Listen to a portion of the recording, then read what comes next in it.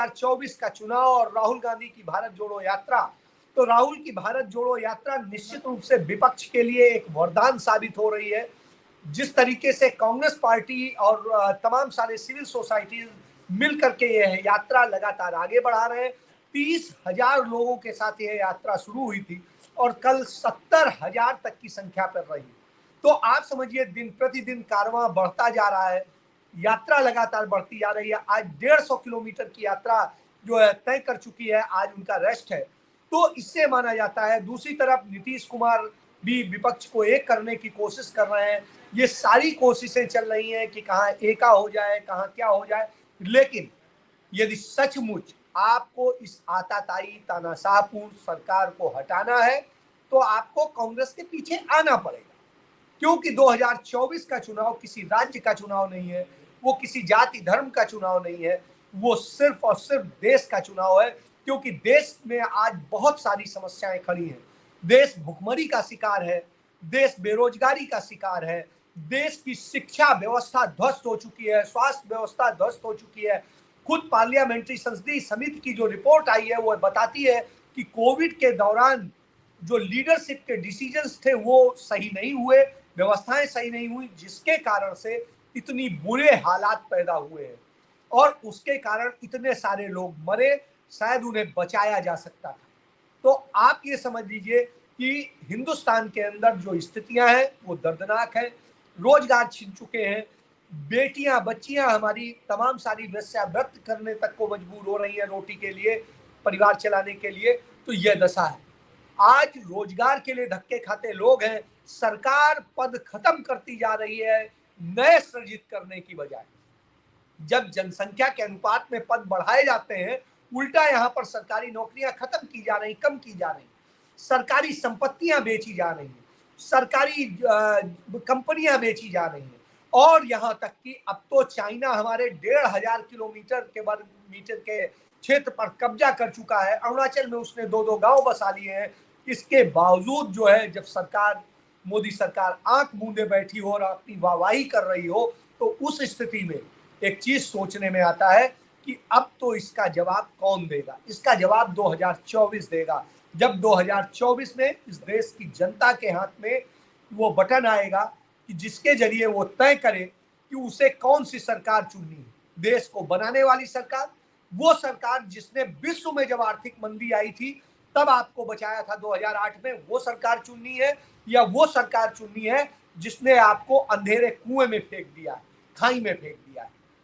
तो आप समझिए कि आज हर किसी से, किसी व्यापारी से पूछ लीजिए, किसी भी समुदाय के लोगों से पूछ लीजिए, स्टूडेंट से पूछ लीजिए, बच्चियों से पूछ लीजिए, सब परेशानी के दौर से गुजर रहे हैं। और जब परेशानी के दौर से गुजर रहे हो तो 2024 के चुनाव के लिए सबको एक होने की, जुड़ने की आवश्यकता है। राहुल गांधी ने इस दिशा में पहल की है। उन्होंने जोड़ने का एक जो कैंपेन शुरू की है, जो पदयात्रा शुरू की है, वो दुनिया की अब तक की सबसे बड़ी पदयात्रा है। और इस पदयात्रा को जो है वो पूरा कर रहे हैं। तो जरूरी है कि उस पदयात्रा के का साथ दें सभी दल, विपक्षी दल, और उसके बाद में उनके साथ मिलकर के वो उस सरकार को उखाड़ फेंके। हालांकि आपको पता होना चाहिए कि 38% वोट जो है मोदी के खिलाफ पड़े थे। मोदी को 38% ही पड़े थे।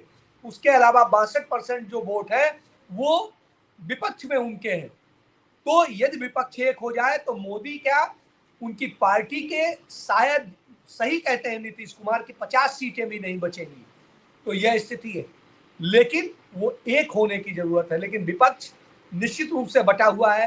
कहीं आम आदमी पार्टी के रूप में वो भारतीय जनता पार्टी की बी टीम के रूप में काम करता है, तो कहीं ममता बनर्जी की तरह अपने महत्वाकांक्षाओं को, अपने अहम को खेलता है, तो कहीं पर कोई और वजह होती है।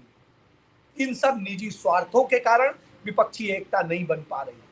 विपक्षी एकता के लिए जरूरी है कि देश की जो विपक्ष की सबसे बड़ी पार्टी है उसके साथ मिलकर के आप सब खड़े होइए और उस ताकत को जो तानाशाही पूर्ण ढंग से शासन सत्ता स्थापित कर रही है उसको उखाड़ फेंकिए। लेकिन जब ये आप नहीं करते हैं तो नतीजे खराब होते हैं। अब आपका एका का जो प्रयास चल रहा है वो तभी सफल होगा जब सब एक मत होंगे और एक तरह से अपने निजी स्वार्थ, अपनी निजी भावनाएं, अपनी महत्वाकांक्षाएं छोड़ करके आपको आना पड़ेगा। कांग्रेस पार्टी ने 2019 के चुनाव में 12 करोड़ वोट लिए थे और उसके अलावा कोई भी एक ऐसी पार्टी नहीं है जिसने 2.5 करोड़ वोट भी लिए हो। तो ऐसी स्थिति में उसे आम आदमी पार्टी के 60 लाख वोट वाली पार्टी, तो उस स्थिति में आपको एक चीज समझनी पड़ेगी, सबको एक साथ आना पड़ेगा और एक साथ आकर के ही लड़ाई लड़नी पड़ेगी, नहीं तो विपक्षी एकता धराशायी रह जाएगी। 2024 में फिर नरेंद्र मोदी आ जाएंगे और आप फिर रोते रहेंगे कि देश में लोकतंत्र खत्म हो रहा है या दूसरी समस्याएं हैं, सारी चीजें। तो समस्याओं से निजात पाना है तो विपक्ष को एक साथ आना होगा, जो कि विपक्ष के तमाम दल अपने स्वार्थों में नहीं कर रहे हैं, और जब नहीं करेंगे तो इसी तरह की स्थितियां झेलते रहेंगे और जनता बेवजह पिसती रहेगी। तो अब फैसला तो जनता को करना है कि उसे पीसने वालों के साथ जाना है या उसके साथ जाना है जो उसका साथ खड़े होते हैं, उसको देते हैं और उसके लिए अच्छा करते हैं। तो फैसला उसे करना है। जाति धर्म के आधार पे करेंगे तो निश्चित रूप से संकट में फंसेंगे और देश भी बर्बाद होगा, आप भी बर्बाद होंगे, आपके बच्चों का भविष्य भी बर्बाद होगा। तो यही एक सत्य है और यही 2024 में नतीजे तय करेगा। और आप हमसे जुड़े रहने के लिए सब्सक्राइब करें YouTube पर, फॉलो करें Twitter पर और लाइक करें Facebook पर। और ज्यादा जानकारी के लिए आपको टाइप करना होगा सिर्फ न्यूज़ नशा।